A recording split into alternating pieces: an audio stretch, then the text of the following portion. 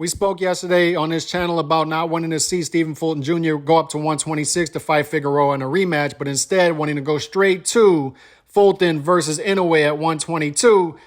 And looky here, Jake Donovan BoxingScene.com is reporting Inoue versus Fulton Jr. is set for late spring, May or June.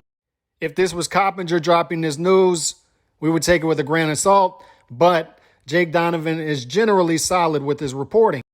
And being that Magsayo versus Figueroa is being announced for early March, the dominoes are starting to drop.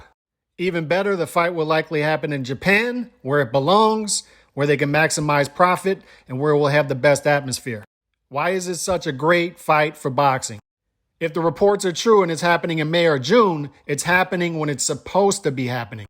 We've been trained as boxing fans to be let down by boxing's power broker, giving us fights well past the expiration dates, or not at all.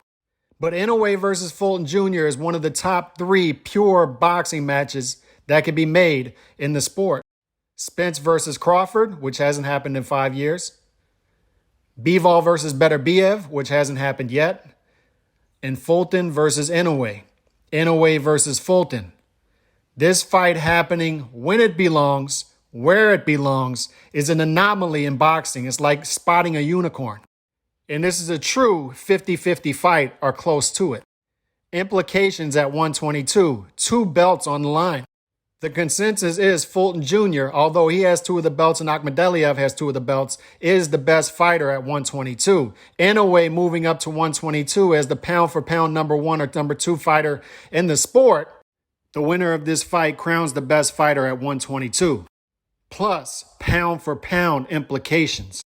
Inoue being many people's pound-for-pound king, or close to it. Fulton Jr. being on the tail end of the top 10 pound-for-pound, or close to it.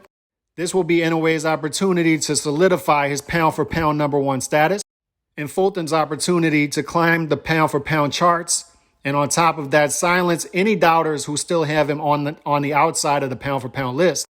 This is a true legacy fight happening when it's supposed to be happening. Hopefully the report